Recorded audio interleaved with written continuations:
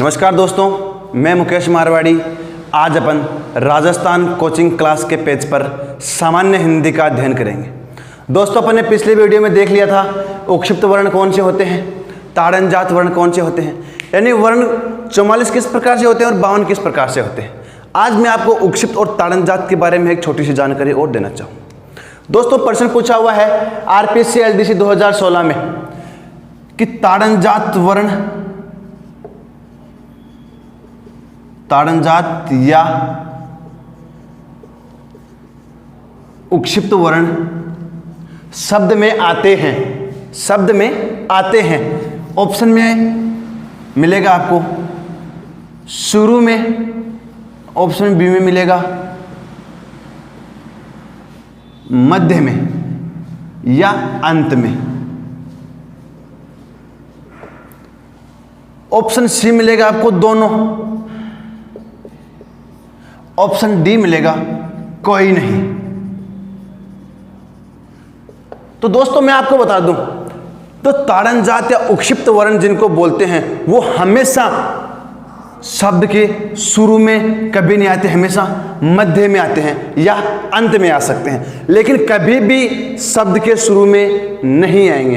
अर्थात अपन ये बोल सकते हैं कि उक्षिप्त या ताड़नजात व्यंजन, उक्षिप्त या ताड़नजात वर्ण हमेशा शब्द के अंत में या फिर मध्य में आएंगे। ठीक है दोस्तों, एक प्रश्न और आता है यहां से, जो अयोग वह ध्वनियां होती है, अयोग वह ध्वनियों का मेल, यानी अयोग वह ध्वनियों का मेल किसके साथ होता है। देखिए दोस्तों, अयोग वह ध्वनियों का मेल हमेशा और हमेशा किसके साथ होगा? स्वर के साथ होगा। किसके साथ होगा?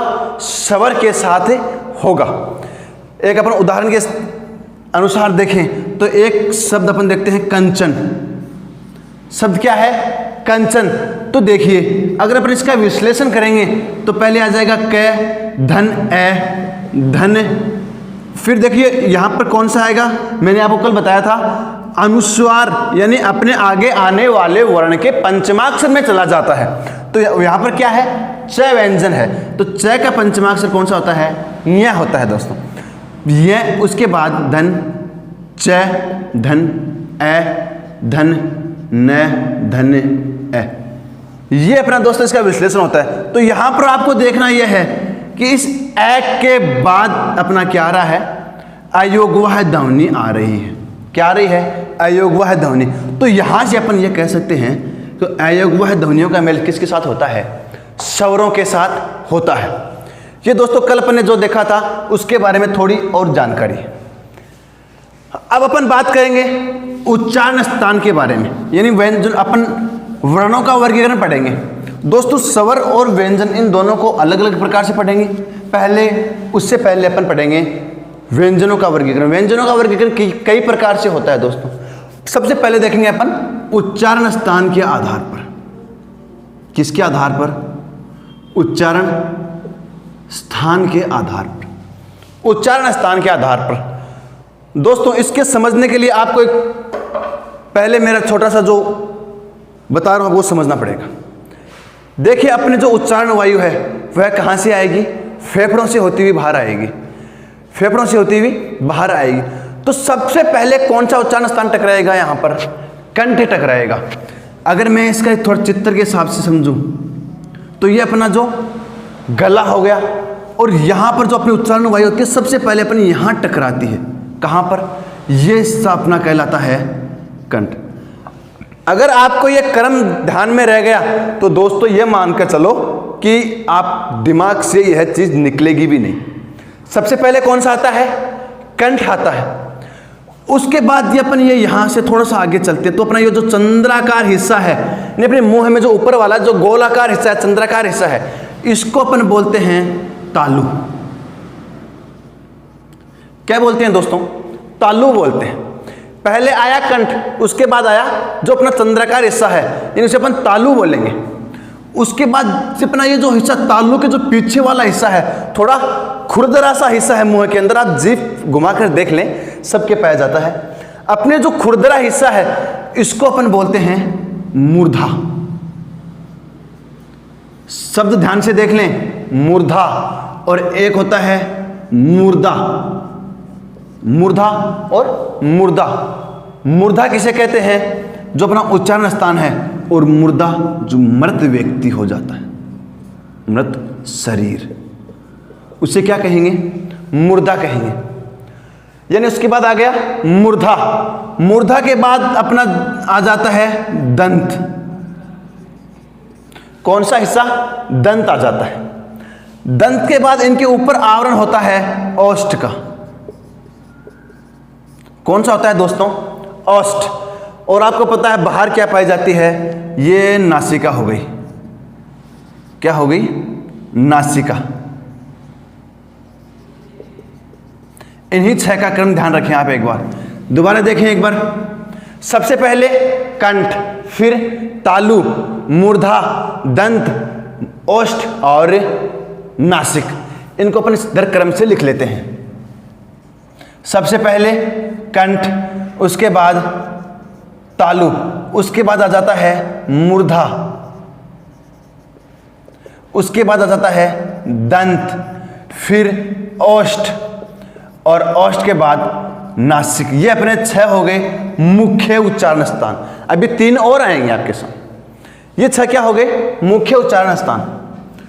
उसके बाद अपन देखते हैं अपनी जो वर्णमाला है उसका थोड़ा सा अपन देखते हैं। यानी सबसे पहले इधर तो आ जाएंगे व्यंजन, यानी क, च, ट, त और प। ये 5 होते हैं स्पर्शी व्यंजन। इनको अपन बोलते हैं स्पर्शी व्यंजन। जिस समय अपन वर्णों का वर्गीकरण पढ़ेंगे, व्यंजनों का वर्गीकरण पढ़ेंगे, उसमें इनको और देखेंगे। इनको बोलते हैं स्पर्शी व्यंजन। यानी ये एक में 5 होते हैं, पूरे हो गए 25। बताया भी था मैंने आपको कल। कितने हो जाएंगे? 25। उसके बाद 4 आते हैं अंतस्थ, यानी य, र, ल और व। उसके आगे आते हैं 4 उष्मीय, श, श, स और है। ये तो दोस्तों अपने हो गए व्यंजन। अब बात करते हैं अपन स्वरों की। ए, आ, ई, उ और उ। री को अपन मध्य में रख देंगे। ए, आई, ओ और आओ। ये अपने हो गए 11 स्वर, जिनकी शकल आपस में मिल रहे हैं। मैंने उनको एक जोड़ा बना दिया और फिर इनको क्रम देंगे दोस्तों। देखिए 1 और 2। अपने राजस्थानी में एक कहावत है कि जिसको 1-2 आंक आने लग जाते हैं वह 3-5 करने लगता है। क्या करने लगता है? 3-5। और जब 3-5 होती है तो वह हमेशा उल्टी होती है। ध्यान से देखें, 1, 2, री को लेंगे 3 नंबर, इधर लेंगे 5 नंबर। ये आपको याद करने का तरीका बता रहा हूं मैं, रटना नहीं है इस चीज को। 5 यहां तक रख दिया अपन ने। इधर आपको शुरू से क्रम रखना है, 1, 2, 3, 4 और 5। अगर अपन का पहला व्यंजन है क, तो अंत से पहला यानी नीचे से पहला कौन सा हो जाएगा? है हो जाएगा। ऊपर से पहला 1 नंबर यानी क है, और नीचे से पहला कौन सा होता है? है होता है। इन दोनों को अपन ने 1-1 नंबर दे दिया, और फिर 2, 3 और 4। दोस्तों ये अपने याद करने का तरीका है, कहीं पर आपको नहीं मिलेगा। लेकिन अगर आप इस तरीके से याद करोगे तो आपको रटना नहीं पड़ेगा, अपने दिमाग में बिल्कुल ऐसे कैसा चित्र बैठ जाएगा। ठीक है। उसके बाद अपन देखो इधर आते हैं। सबसे पहले है क, कंठ। अब देखो आप कंठ अगर नाम लेते ही इधर 1 नंबर पर कौन आ रहा है उसको लिख देंगे, इधर 1 नंबर पर कौन आ रहा है उसको लिख देंगे, और एक ये रहा। अर्थात एक तो क वर्ग हो जाता है, एक तो ए और आ, ये 2 स्वर हो गए। एक हो जाता है क वर्ग, यानी क, ख, ग, घ और अंग। उसके बाद एक रहता अपना दोस्तों है रहता है, और एक है के जैसा एक उच्चारण देने वाला एक होता है अपना अयोगवाह ध्वनि विसर्ग। कौन सी होती है दोस्तों? विसर्ग की होती है। कौन सा आया? ए, आ, क वर्ग, है और विसर्ग। इसके लिए अपने जो कामता प्रसाद गुरु की व्याकरण है उसमें एक पूरा दोहा दे रखा है, लेकिन उस पूरे दोहे में से मैंने सिर्फ एक शब्द छांटा है जिससे आपका ये पूरा निकल जाएगा। और उसे क्या, वो शब्द क्या है? अकु है विसर्ग।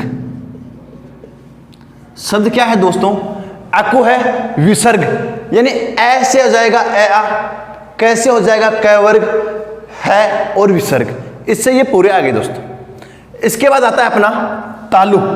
तालु में देखो इधर 2 नंबर कौन सा है? ई ई, इधर रहा च वर्ग, और यहां पर ये पूरा दोनों जोड़ेंगे इससे। यहां पर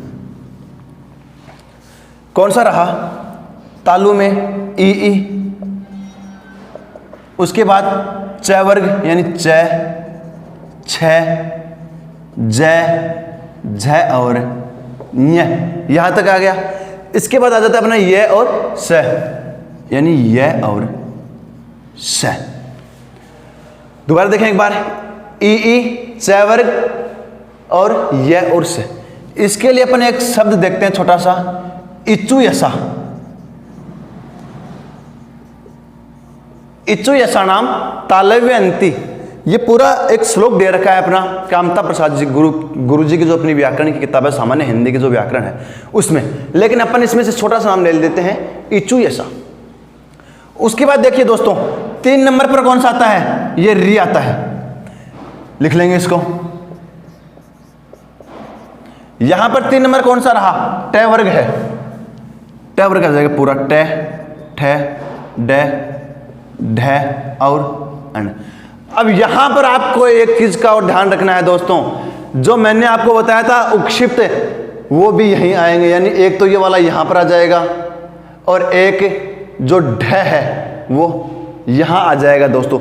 यानी उक्षिप्त वर्ण का उच्चारण स्थान भी क्या होता है? मूर्धा ही होता है। ध्यान रखना इस बात का आप, यानी ड़, ढ, ढ और अण, ये अपना हो गया यहां पर। और ये कौन सा रह गया? ये और रह गया, यानी र और स। इसके लिए अपने एक छोटा सा शब्द देखते हैं, ऋतु रसाणाम, यानी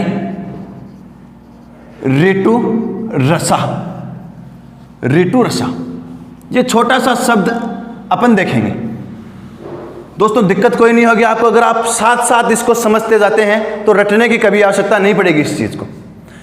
उसके बाद आता है अपना दंत, और अपने बुजुर्ग लोग हैं, जो अपने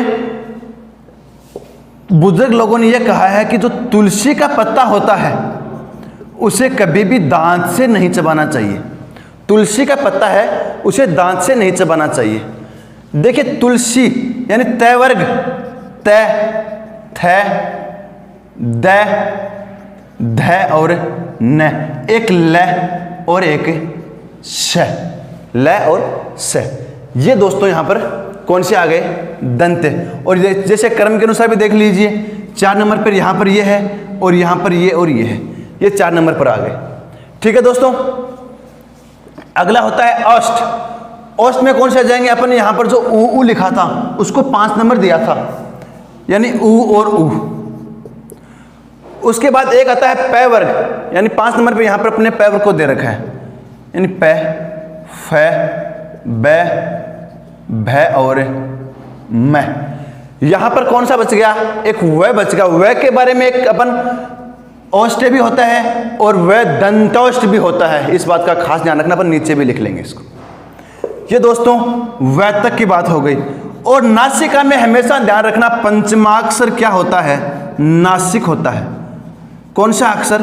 पंचमाक्षर, यानी जिन जिन में पंचम अक्षर होता है, ये वाले जो 5 अपने स्पर्शी व्यंजन अपन ने देखे थे ये होते हैं पंचमाक्षर, इन्हीं में होता है। अर्थात जो क वर्ग है उसका पंचमाक्षर होगा अंग, च वर्ग का होगा य, ट वर्ग का होगा अण, त वर्ग का होगा न और प वर्ग का होगा म। और इनके जैसे एक ध्वनि देने वाला होता है अनुस्वार, या अपन ये बोलते हैं इनका जो रूप है वह कौन सा होता है? अनुस्वार होता है दोस्तों। जिसे अपन इस प्रकार से लिखते हैं, एक अनुनासिक। लेकिन अपन हिंदी में अनुनासिक नहीं लेंगे, संस्कृत में होता है अनुनासिक दोस्तों। सॉरी, जो अनुनासिक है वह अपने हिंदी में होता है, संस्कृत में तो इसका रूप अनुस्वार के रूप में ही पाया जाता है। देखिए अब अपन ले लेंगे पहले और दूसरे को, यानी कंठ तालु। कौन सा दोस्तों? कंठ तालु। कंठ तालु में कौन सा रह गया है? ए आई। यानी ये अपना 7 नंबर हो गया और ये 8 नंबर हो गया। कंठ तालु यानी ए आई, ये अपना कंठ तालु होता है। और एक अपन लेंगे कंठोष्ठ यानी कंठ और ओष्ठ। कंठ और ओष्ठ में ओ औ ये आ जाएंगे, ओ और औ, ये अपने हो गए कंठोष्ठ। अब एक मैंने आपको और बताया दंतोष्ठ।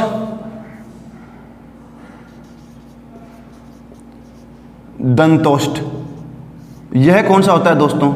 वह होता है, यह अपना उच्चारण स्थान हो गया। इसको मैं मिटा देता हूं अब, क्योंकि इसकी अपनी आवश्यकता नहीं है। देखिए एक बार पुनः देखें। सबसे पहले आता है उच्चारण स्थान में कंठ। कंठ का उच्चारण स्थान के लिए अपन ने देखा एक छोटा सा शब्द अकु है विसर्गे, यानी ए आ कै वर्ग पूरा हो जाएगा, है और स हो जाएगा दोस्तों। उसके बाद अगला है तालु। तालु में इचु यसा यानी ई स वर्ग य और स। फिर आता है मूर्धा।